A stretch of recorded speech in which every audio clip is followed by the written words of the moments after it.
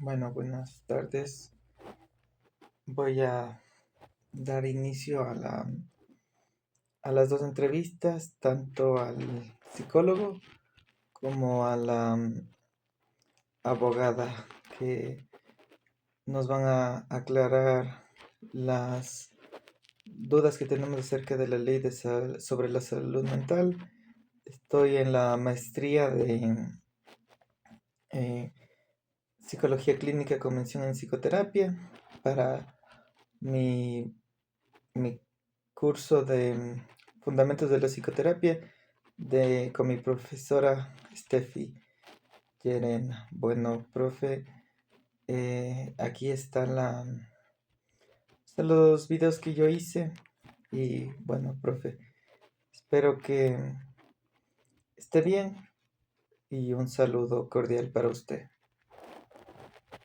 Ya, buenas noches, mi profe Steffi, ¿no?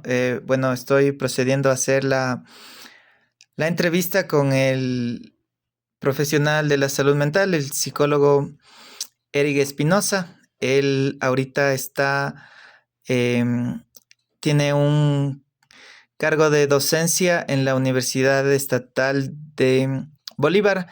Entonces, bueno, él tiene también un doctorado, pasó haciendo en España en neuropsicología. Él es un, digamos, ex compañero de la universidad que seguimos en, en Quito, en la Indoamérica mismo. Entonces, bueno, eh, voy igual a proceder. La primera pregunta sería, ¿cuáles son los criterios legales para una intervención voluntaria? Ujú. Bueno, en este caso, justamente para una intervención voluntaria siempre existen como criterios legales.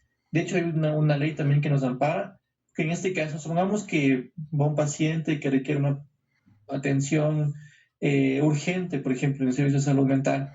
Entonces, siempre vamos a requerir primeramente de muchos permisos para poder trabajar con un paciente. No podemos de una sola intervenir si es que este paciente, por ejemplo, si es consciente en todas sus facultades, no lo desea. Entonces, siempre requerimos como un permiso primeramente del paciente, que haya también una eh, voluntad. Y para ello, pues podemos trabajarlo. Si no lo requiere, siempre buscamos un familiar, por ejemplo, alguien de referencia, para que también la autorización nos diga sí que podemos trabajar. Involuntariamente no siempre se puede hacer porque justamente puede ser como una situación muy complicada y muy difícil en la que el paciente no da autorización, entonces pues no podemos hacer nada. A menos que ya esté en peligro la vida de la persona. Esté en peligro, por ejemplo, pues ya requiere una intervención urgente, aunque no se su consentimiento o su permiso, hay que intervenir de forma involuntaria siempre y cuando sea bien aplicado los principios de la beneficencia en este caso. Así que yo que debe también tomarse muy en cuenta cómo es el estado de la persona, cómo se encuentra, qué tipo de dificultades tiene, cuáles son su motivo de consulta, por qué llegó tal vez a un servicio de salud mental, por qué tanta urgencia lo requiere. Pues yo creo que más o menos debemos saber cómo podemos definir y si podemos hacerlo pues sin que con la autorización para poder intervenir como paciente. Ujú. Ya, muchas gracias, no. Y a ver, en esta parte, ¿cómo se garantiza la ley el derecho al consentimiento informado en la salud mental? Ujú. Bueno, eso también es otra muy buena pregunta. De hecho, el consentimiento informado es como algo muy necesario y muy importante en cualquier trabajo con los pacientes. Últimamente ha tomado como más notoriedad, o sea, hace un tiempo sí que se sabía y sí que era importante, pero no era como algo tan presente en el trabajo clínico con los pacientes. Pero ahora es como que siempre debe tomarse muy en cuenta porque a partir del conocimiento informado le brindamos la información al paciente o a los pacientes, explicándoles más o menos de qué forma vamos a intervenir, qué vamos a hacer, también muy presente los principios del código deontológico del psicólogo para que sepan muy bien en todo momento cómo vamos a proceder con ello. No se va a perder en ningún sentido la ética, ni tampoco el respeto, ni la confidencialidad. Entonces yo digo que siempre el consentimiento informado es una parte importantísima del trabajo con los pacientes, tanto a nivel clínico y también subclínico. Y también, siempre y cuando, por ejemplo, sea también un trabajo más de intervención o de práctica o de trabajo psicoterapéutico, o también si es un poco de investigación, porque debe saber muy bien la persona de qué forma se va a proceder. Así que pues también la persona o el paciente en este caso, o cliente o usuario, como se les suele llamar, da como su permiso para saber y también entender qué es lo que estamos trabajando y ser parte de este proceso con el fin de que obtengamos más beneficio que algo malo. Listo. Y a ver, ¿en qué casos específicos la ley lo permite o exige romper el secreto profesional?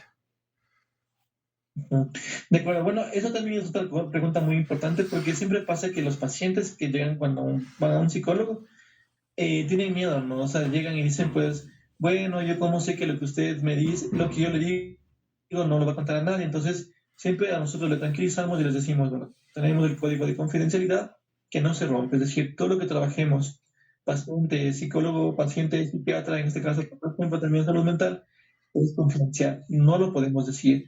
La ley únicamente nos ampara para romper este código de confidencialidad en el caso de que la vida del paciente o la paciente se encuentre en peligro o la vida de otras personas esté en peligro. Por ejemplo, llega una persona y me dice, pues bueno, creo que estoy pensando muy fuertemente en suicidarme porque siento que me duele mal. Ya sabemos que existe como un riesgo suicida o un riesgo político que reportar a la familia para que tenga más presente, muy presente de que esto pueda pasar. Si es que, por ejemplo, está muy grave y de pronto llega al servicio de urgencias, pues hay que tener pues nada, ¿no? O sea, no hace falta llevar algo ambulatorio, hay que internarlo y ya esté mucho más cuidado. Y si de pronto, por ejemplo, igual tenemos otro paciente que nos dice pues, que ha pensado quizá en hacerle daño a otra persona, en atentar contra la vida de otra persona, también hay que reportarlo porque está en peligro la vida de alguien más. Así que si podemos evitarlo en este caso, la ley nos ampara para romper el código de confidencialidad siempre y cuando esté en peligro la vida de la persona o la vida de otra persona más, tomando en cuenta lo que sabemos. Listo.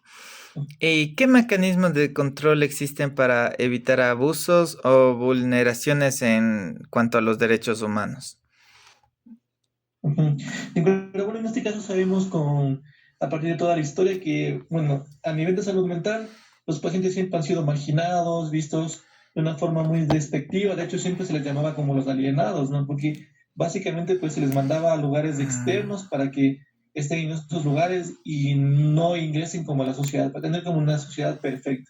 Entonces hemos visto siempre que de una u otra forma la gente que ha tenido alguna dificultad, algún problema a nivel de salud mental, ha sido vista como alguien raro, extraño, como que va a contaminar la vida perfecta que todos tenemos. Entonces, eso ha dado pie o dio pie justamente para que se rompan muchísimos derechos humanos, maltrato, atentar contra su vida, muchísimas cosas horribles que nunca debieron haber pasado. Por suerte, hoy justamente tenemos ya mecanismos, también pues ordenamientos que ya permiten un mejor trato con los pacientes. O sea, el mismo avance de la ciencia ha permitido descubrir diferentes formas de actuar con los pacientes, igual también la psicofarmacología, por ejemplo, y diversos otros mecanismos para que todo esto mejore y ya no se puedan romper los derechos humanos, y tampoco vulnerar. Y si de pronto pasa algo que se vulnera algún derecho humano o se va contra alguien más, pues siempre tenemos como las leyes o la legislación que nos da un soporte para decir, a ver, eso de aquí no puede pasar, hay que tomar acción, ¿sí? Si usted quiere ejercer como un profesional de la salud mental, debe respetar estas normas, debe respetar estas leyes y de la misma forma tratar a sus pacientes como personas, como seres humanos, y darles la misma importancia y el mismo respeto que se merecen. Entonces, justamente tenemos como muchos mecanismos de control que nos pueden avalar y que también nos obligan a cumplir ese código ético como profesionales, siempre y cuando justamente buscando el bienestar de los pacientes, más no su malestar en ningún sentido. mm, listo. Muchas gracias em, al psicólogo Eric Espinosa, que, bueno, tiene su doctorado en neuropsicología, ¿verdad? Es Ujú. el Sí, doctorado, sí. exactamente. Ujú. Sí, y Ujú. bueno, yo, o sea, más que nada, agradecer el tiempo y la parte que nos aclara bastante y en lo personal a mí me ayuda mucho a tener en cuenta esto de digamos, de la ley de salud mental, porque sí es algo que nos está dando una norma importante para nosotros que trabajamos como psicólogos. Y bueno, agradecer mucho a Eric y bueno, eso sería todo. Muchas gracias, ¿no? Gracias también por la Ya, invitación, Ricardo. ya. Gracias. ¿No? Ya. Hasta luego. Eh, buenas noches. Me encuentro con la abogada Verónica Núñez y bueno, ella ha accedido a poder resolver unas preguntas que tenemos nosotros como psicólogos. Necesitamos conocer la base legal de la ley que rige la psicología. Entonces, tenemos una ley que regula ciertos estatutos que están sucediendo en la ley del psicólogo. Entonces, bueno, buenas noches y empezamos con la primera pregunta a poder, eh, de una forma dinámica, la vamos a ir resolviendo. Bueno, entonces sería, ¿cuáles son los criterios legales para una intervención involuntaria?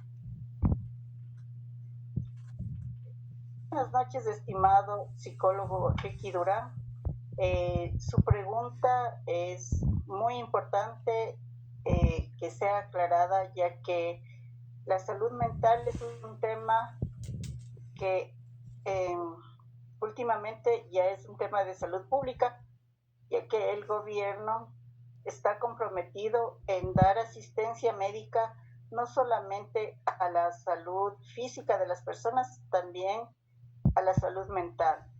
Y el internamiento involuntario sí se debe considerar, pero como una medida excepcional y extrema, que se aplica legalmente en casos de enfermedad mental y grave, donde la persona está en riesgo inminente a sí mismo o a terceros, requiriendo una autorización judicial y supervisión, siempre y cuando esta alternativa sea menos restrictiva y que sirva para proteger la vida y la seguridad de la misma.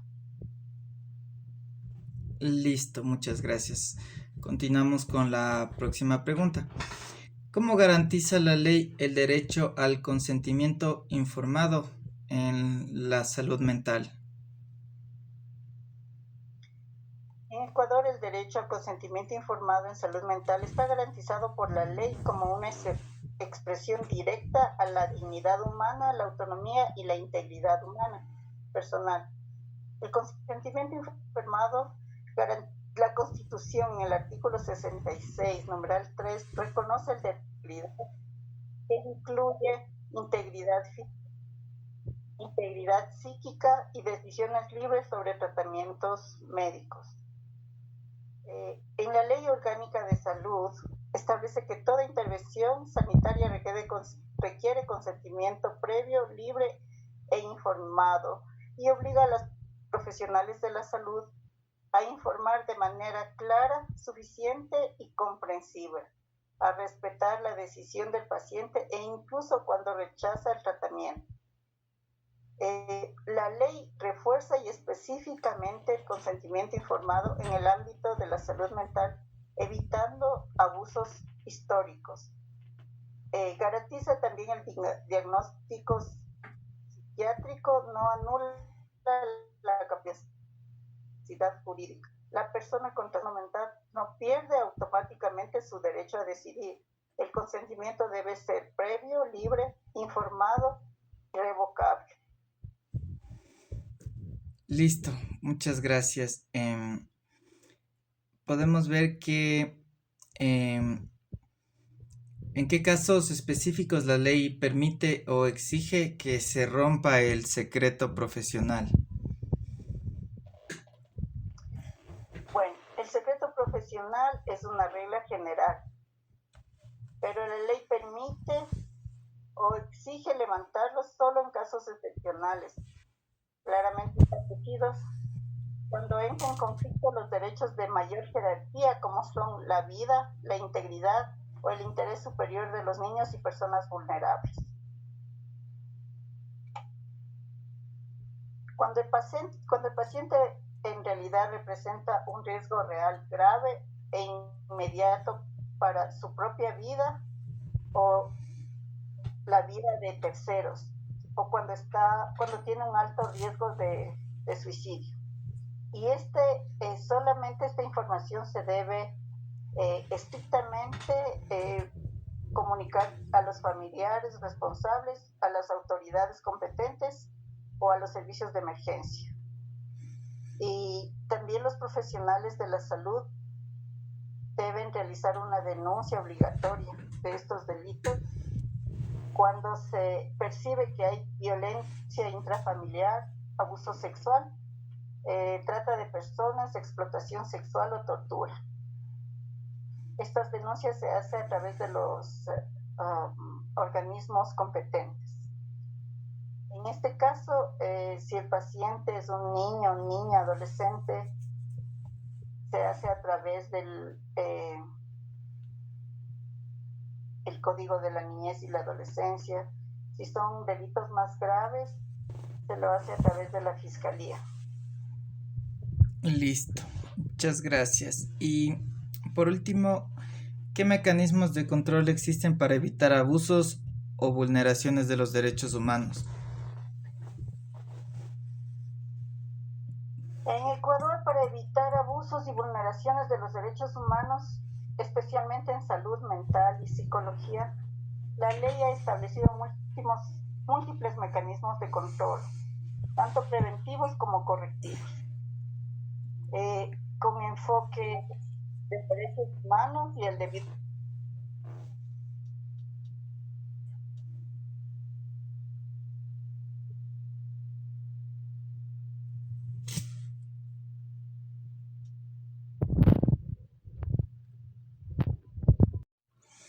¿Qué mecanismos de control existen para evitar abusos o vulneraciones de los derechos humanos?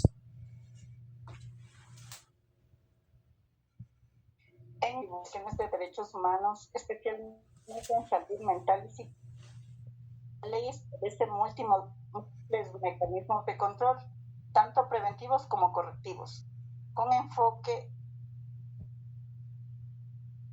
de derechos humanos y el debido proceso. La Constitución de la República del Ecuador reconoce el principio de la dignidad humana, la no discriminación, la integridad personal y la prohibición expresa de tratos inhumanos o de privaciones arbitrarias de libertad.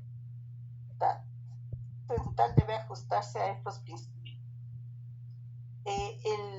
El Ministerio de Salud Pública autoriza y acredita establecimientos de salud mental, los cuales van a ser auditados, inspeccionados y controlados por el Ministerio de Salud Pública. Listo, entonces muchas gracias a la abogada Verónica Núñez por habernos resuelto de la mejor forma las inquietudes que nosotros tenemos acerca de la ley de salud mental. Y bueno, nada más darle un agradecimiento por su tiempo. Algo más que quería aportar, que hay códigos de ética profesional, tanto para los psicólogos y psiquiatras, están sujetos a tribunales de ética, sanciones disciplinarias, donde se evalúa la confidencialidad, el pimiento y el uso de la coerción. Gracias por este tiempo y excelente tema para ampliarlo en otra ocasión. Y listo, muchas gracias. Buenas noches, gracias. Bueno, después de estas entrevistas yo lo que puedo ver es que nosotros tenemos una ley de salud mental que nos regula, también que nos impide hacer ciertas actividades que estarían en contra de eh, lo que es el secreto profesional y muchas otras cosas que también existen, como utilizar se podría ser en contra de la voluntad de la persona, como mencionaban los profesionales, cuando esté en peligro la vida suya o de otras personas. Entonces, bueno, yo creo que esto es algo muy bueno y positivo porque creo que la ley en salud mental es muy sensible en ciertos aspectos que tiene que ver con el cuidado en salud mental. Entonces, yo creo que nosotros debemos tener mucho cuidado al intervenir con las personas y tenemos que tener siempre llevar una organización de cada uno de los pacientes con fichas clínicas y genogramas y también muchos, eh, digamos, profesionalidad porque siempre es bueno poder nosotros defendernos ante cualquier situación que se pueda dar en el futuro. Bueno, yo puedo decir que para mí esta maestría y todo lo que hemos aprendido, la ley de salud mental, que de lo que se trata este deber, este video y todo lo otro que hemos aprendido, es algo muy enriquecedor y importante. Para mí es algo muy valioso y bueno, sí me siento un poco, bueno, hubiera querido que sea un poco más de tiempo las clases y todo, pero bueno, entiendo que ese es un programa que ya empezó y terminó. Entonces me queda con lo bueno. Creo que los profesionales que se encargaron de explicarnos las cosas y igual usted, profe, que está viendo, ¿no? Aprovecharle esta oportunidad para agradecerle y para decirle que para mí usted es una muy excelente profesional, profesora, y de igualmente le estimo como una amiga. Creo que lo que nosotros pudimos ver en las clases fue algo muy, muy especial y me siento con muchos ánimos de seguir adelante, de seguir aprendiendo y bueno, sin nada más decirle que hasta luego, que tengan en su vida muchas bendiciones, que todo les salga muy bien en su vida, en lo que se plantee. Y bueno, gracias por haber sido nuestra profesora. Creo que nosotros tenemos un camino que seguir, todos mismos, y espero que sea el mejor. Yo, bueno, me despido con esto y muchas gracias. Hasta luego.